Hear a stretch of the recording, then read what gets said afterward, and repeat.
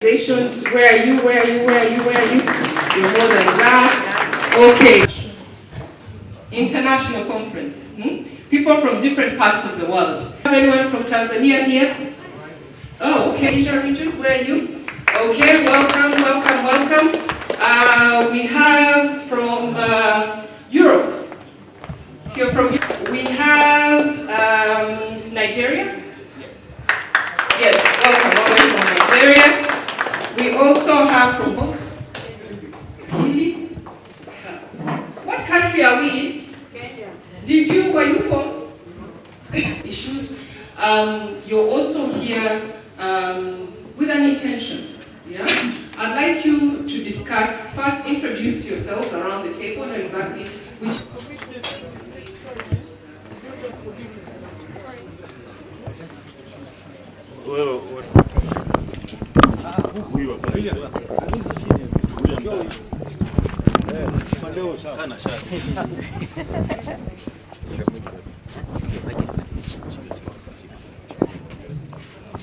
So nataka ni preamble ama you want to ask question? Haya, sawa.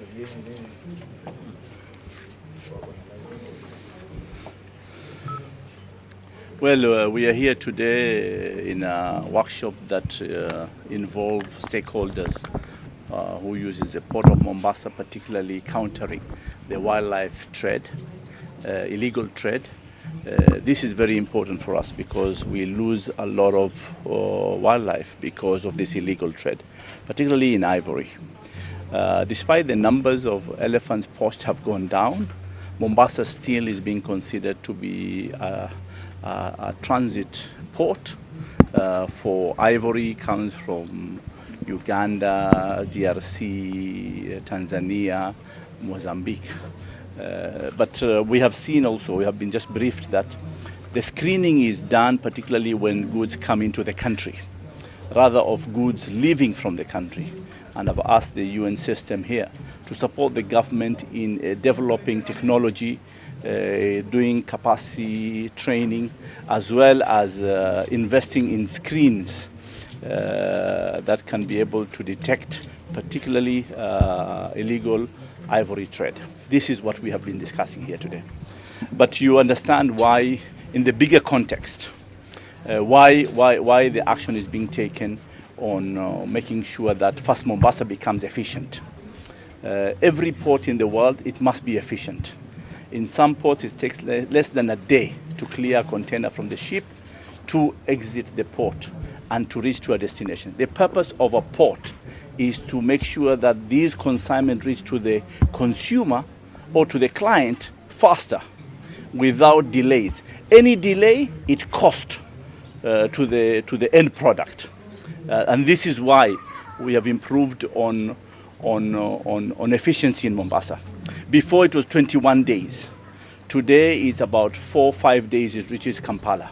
And this is what the efficiency, the management has done. So in terms of government has its own infrastructure and they've worked very hard, both the port management and Kenya Revenue Authority and other institutions. Remember, before we had almost 23 organizations wanting to verify goods into the port. Now we have 4. So that we are clear, we bring efficiency, but we don't compromise the illegal wildlife trade, but also the issues of drugs. Because what it destroys our youth today is drugs. I think the issue of within the port, the protocols are very strict. Outside the port, and that's why we come now to CFSs, outside the in the CFSs, the protocols are not as strict as the port.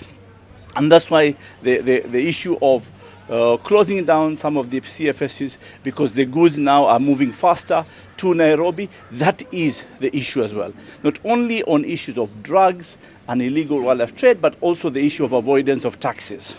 So these are discussions being held here.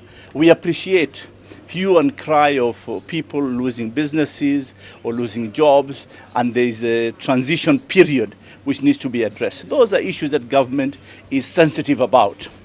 But we cannot compromise on illegal wildlife trade happening outside the port or issues of drugs happening outside the port. or the issue of avoidance of taxes outside the port. These are real issues and we need to address them. The issue of SGR, and I made it very clear that the government have made it very clear in August that there will not be anybody who will be forced to move into SGR. We have also had a meeting 2 weeks ago chaired by Ministers Matiang'i and Macharia, and we made it very clear to the port management, nobody to be forced to move into SGR.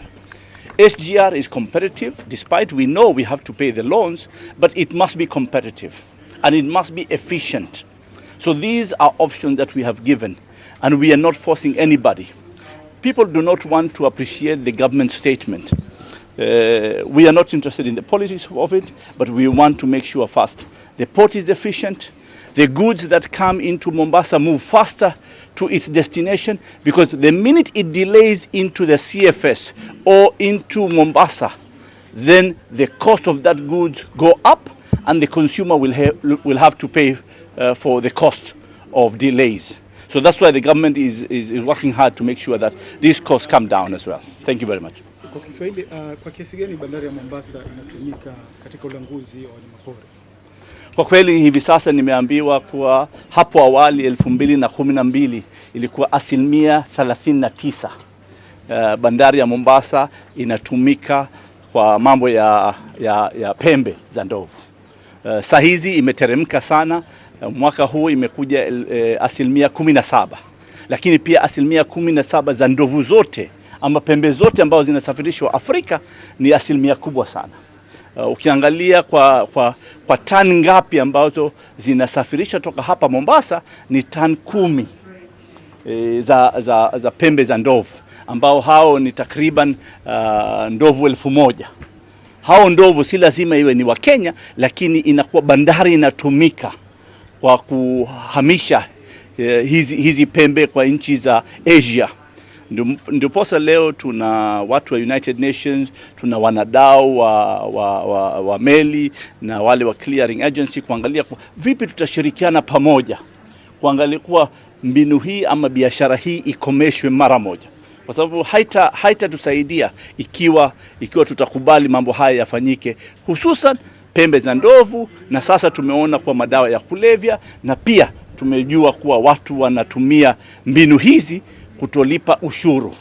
Nimewazungumzia wanadau hivi leo kuwa lazima kuwe na usaidizi wa Umoja wa Mataifa na mashirika mengine kuangalia kuwa tunafanya screening kila pahali, tunafanya screening na vifaa viletwe, wapewe serikali wafanye hivyo. Screening ambayo inafanya bandari ya Mombasa iwe ni ile protocol inafanyika Inland Container Depot Nairobi, inafanyika Kisumu, inafanyika Eldoret, inafanyika Lamu na inafanyika Shimoni. Ikiwa ni Mombasa peke yake na kwengineko kutakuwa na pengo, basi hizo pembe zitaweza kupata mwanya pa kuenda nje na kwenda Asia, na hapo ndio tutakuwa sasa tunavunja zile juhudi ambazo tumefanya sisi wenyewe.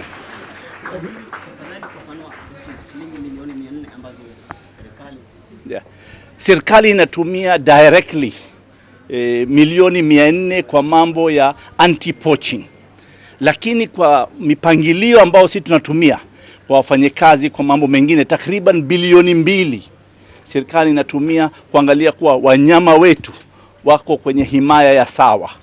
Hiyo ndio idadi ama makusudio ya pesa ambayo tumeweza kuangalia. Serikali inatumia directly milioni 400 na inatumia bilioni 2 kuangalia himaya ya wanyama wa pori wako sawa. CFS wamesema kwamba zilikuwa kwa muda tu ndio lengo lake, lakini wanaofanya maandamano wanadai kwamba watu wengi watapoteza ajira katika barabara ya Mombasa kuelekea Nairobi. Pengine hili kama serikali mnalizungumzia.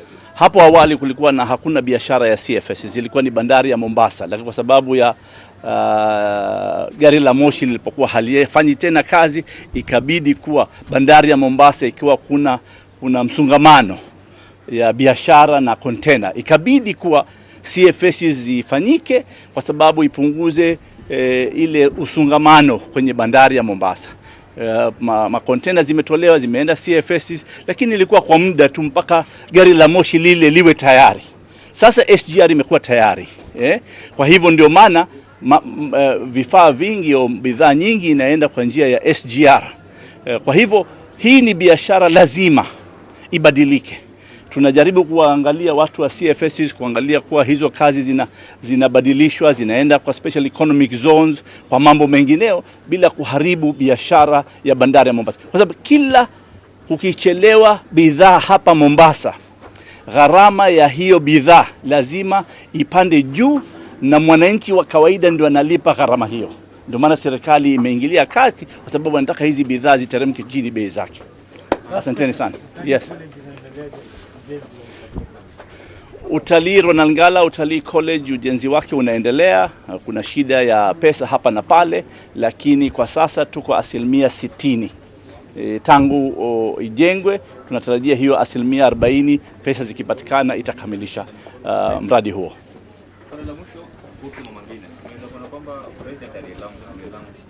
Yeah.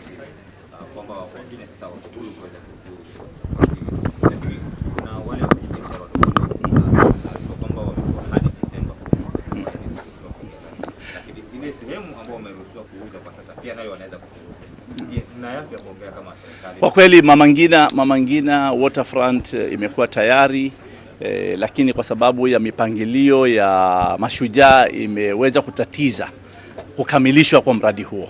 Mradi ambao umekamilika sasa ni ile ambayo inaitwa Presidential Square, pahali ambao hafla rasmi imefanyika, pahali ambao kuna vile vibanda ambao vimejengwa kwa wafanyabiashara wale wadogo wadogo, haijakamilika. Tunataka mradi huo ukamilike, halafu wale wafanyabiashara waregeshwe pale. By December huo mradi utakuwa umekamilika. Pia tumeangalia kuwa hivi karibuni tumeweka zile taa temporary lighting. Sasa pia tunafanya mradi wa kuhakikisha kuwa taa zinakuwa permanent. Ule mradi unakuwa unawaka usiku na mchana, ambaye usiku wote, kwa sababu watu waweze kufanya 24-hour economy, ama waweze watembee pale bila madhara yoyote ya usalama. Kwa hivyo mradi huo utakamilika. Tunarudia tena mradi huo kwa sababu mambo ya Mashujaa imetutatiza, kuangalia kwa mradi wa Mashujaa ndio umalizike, halafu ndio tukamilishe mradi mwingine. Sawa. Nimesema mwenyewe, kwanza hakuna mtu ataweza kulipishwa kuingia kwenye bustani hiyo. Jambo la pili, wafanyabiashara wale wadogo tuna majina zao, watu 63, wafanyabiashara 63, tuna vibanda 76 tayari tumezijenga, na hizo zitakuwa zao, na tutawapangilia mipangilio sambamba ya kuweza kufanya biashara zao bila kuudhiwa na mtu yoyote. Lakini ni muda tu ambao tunataka kukamilisha mradi huo, kwa sababu wao waje waingie kwenye biashara zao. Na wale security wa jeshi ama ni polisi watakuwa kizinda? Kwa sasa security ambayo tumepeana hapo ni ya NYS, lakini tutazungumza na board tuangalie security ambayo tutaweza kuifanya permanent hapo. Jeshi sasa inajitoa kwa sababu mradi ama sherehe ya Mashujaa imemalizika. So jeshi itatoka, sisi watu tumeleta security ya NYS, iko kwa miezi 3 mpaka board ambayo itaweza makinika kukubaliana itakuwa mradi gani wa security utafanyika. Asanteni sana. Thank you, Waziri. Thank you.